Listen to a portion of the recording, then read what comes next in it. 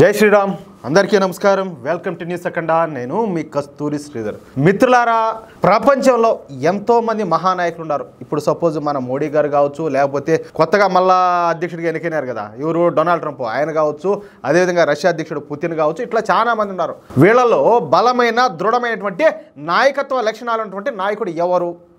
ఎవరా? నేనైతే ఖచ్చితంగా మోడీ గారి పేరే చెప్తా. నేనేంది ఈ న్యూస్ చూడండి ఒకసారి, తర్వాత మీరు ఏ పేరు చెప్తారో కామెంట్ చేద్దరు, ఓకేనా?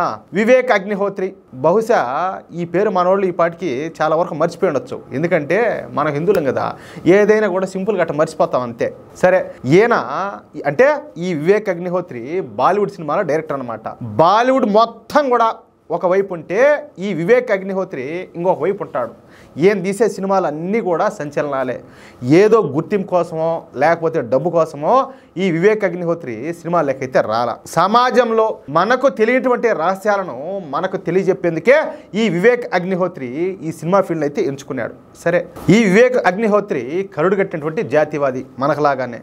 The Tashkent files, the Kashmiri files సినిమాలకు దర్శకత్వం వహించింది ఈ వివేక్ అగ్నిహోత్రినే. అదేవిధంగా ఈ సినిమాలు తీయడం మూలంగా తనకు జిహాదీల నుంచి, అదేవిధంగా తీవ్రవాదుల నుంచి చంపేస్తామని బెదిరింపులు వస్తా ఉన్నప్పటికీ కూడా వాటిని ఏ మాత్రం కూడా లెక్క చేయకుండా ఇప్పుడు ద ఢిల్లీ ఫైల్స్ అనే మరొక సినిమా తీస్తున్నారు వివేక్ అగ్నిహోత్రి గారు. సరే, 2020లో కేంద్ర ప్రభుత్వం సిఏఏ చట్టాన్ని చేసినప్పుడు ఢిల్లీలో ఉన్నటువంటి హిందువులకు వ్యతిరేకంగా తీవ్ర స్థాయిలో ఈ హింసాత్మక సంఘటనలన్నీ కూడా జరిగినాయి. దాదాపు 80 మంది వరకు హిందువులందరూ కూడా చనిపోయినారు. కానీ ఈ విషయాలేవి ప్రజలకు తెలియదు. సూడో సెక్యులర్ పార్టీలే ఇందుకు కారణం. ఇదే ఈ గొడవలకు అన్నిటికి కూడా. అందుకే ఈ సంఘటనలను ప్రజలకు తెలియజేసేందుకు ద ఢిల్లీ ఫైల్స్ అని చెప్పేసి ఒక సినిమా తీస్తారు వివేక్ అగ్నిహోత్రి గారు.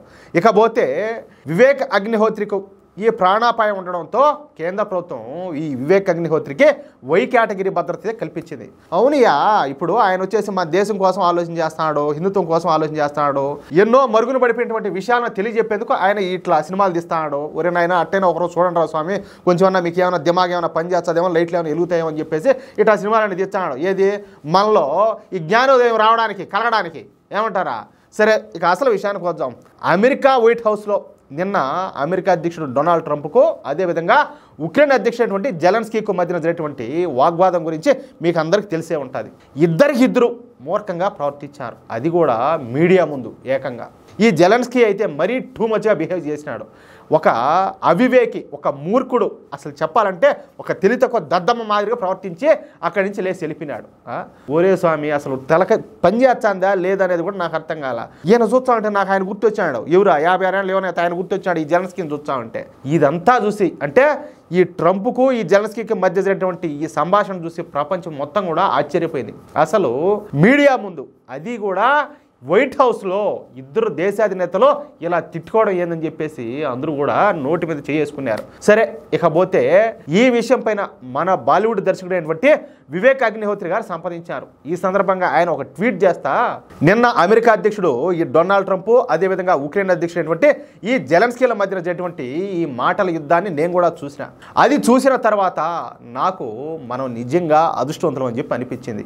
ఎందుకంటే మన దేశానికి ఒక పరిణితి చెందినటువంటి, ఒక పరిపక్వత కలిగినటువంటి గౌరవప్రదమైన నాయకుడు ప్రధానిగా దొరికినాడు. ఆయనే మన ప్రధాని నరేంద్ర మోడీ గారు. ఈ విషయంలో మనం అందరం కూడా అదృష్టవంతులం. ఏ సమయంలోనైనా, ఎలాంటి సమయంలోనైనా, ఎక్కడ ఉన్నా, ఎప్పుడు ఉన్నా, ఎవరితో మాట్లాడుతున్నా ఆయన నిగ్రహం కోల్పోకుండా సహనంగా ఉంటారు, స్థిరత్వాన్ని కలిగి ఉంటారు. ముఖ్యంగా అంతర్జాతీయ వేదికలపైన మన ప్రధాని నరేంద్ర మోడీ గారు చాలా జెంటిల్గా వ్యవహరిస్తారు. అది ఆయన వ్యక్తిత్వాన్ని తెలియజేస్తుంది. ఇక చాలామంది నాతో కూడా చెప్తూ ఉంటారు, అంటే నాతో కాదు, వివేక్ అగ్నిహోత్రి గారితో, డొనాల్డ్ ట్రంప్ కన్నా మన ప్రధాని నరేంద్ర మోడీ గారు ఉన్నతవంతుడు అనేసి. బిహేవియర్లో కానీ, మర్యాదగా వ్యవహరించే విషయంలో కానీ, భావ వ్యక్తీకరణ విషయంలో కానీ, గౌరవాన్ని ప్రదర్శించే విషయంలో కానీ మన ప్రధాని నరేంద్ర మోడీకు అమెరికా అధ్యక్షుడు డొనాల్డ్ ట్రంప్ ఎప్పటికి కూడా సాటి రారు. ఇది నా మాట కాదు, చాలామంది నాతో చెబుతున్నటువంటి మాట ఇది.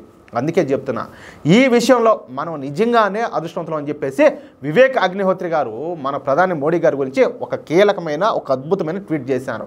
ఇక ఆ ట్వీట్లో మోడీ గారు నిన్న యూరోపియన్ యూనియన్ కమిషన్ చైర్మన్ కలిసి షేక్ హ్యాండ్ ఇస్తున్నటువంటి ఫోటోను కూడా పోస్ట్ చేశారు. ఆ ఫోటోలో మోడీ గారు ఎప్పటిలాగానే చిరునవ్వు చిందిస్తా జెంటిల్గా వ్యవహరిస్తున్నారు. సరిగ్గా ఆ ఫోటోనే వివేక్ అగ్నిహోత్రి పోస్ట్ చేసి మన ప్రధాని మోడీ గారి గొప్పతనాన్ని ప్రజలకైతే చాటి చెప్పినారు. మూర్ఖులకి ఎంత చెప్పినా అర్థం కాదు. మూర్ఖులుగానే ఉంటారు. వాళ్ళ బతుకులు అంతే. రేపు టప్మని ఏదైనా బానిసగా మారిపోవాలంటే కళ్ళు మూసుకొని మారిపోతారు. మతం మారిపోతారంటే మతం మారిపోతారు. వాళ్ళు దేనికైనా సిద్ధమే. కానీ మనం అలా కాదు కదా. మనం బతుకుతాంది ఈ దేశం కోసం, మన సనాతన ధర్మం కోసం, మన భవిష్యత్తు కోసం, భవిష్యత్ తరాల కోసం. కాబట్టి మనం నిజాలు తెలుసుకోకపోతే ఎట్లా అంటాలే, ఎట్లా, అది విషయం. అయితే మిత్రులారా, ఈ న్యూస్ కనుక మీకు నచ్చినట్లయితే ఖచ్చితంగా ఈ న్యూస్ నలుగురికి షేర్ చేయండి. అదేవిధంగా ప్రతి ఒక్కరు కూడా మీ యొక్క అమూల్యమైన అభిప్రాయంలో ఖచ్చితంగా కామెంట్ చేయండి, ఓకేనా? ఇంకొక విషయం ఏంటంటే, ఇంతవరకు మీరు కనుక మన ఛానల్ సబ్స్క్రైబ్ చేసుకున్నట్టయితే ప్రతి ఒక్కరు కూడా మన ఛానల్ సబ్స్క్రైబ్ చేసుకోండి, సపోర్ట్ చేయండి ప్లీజ్. జై శ్రీరామ్.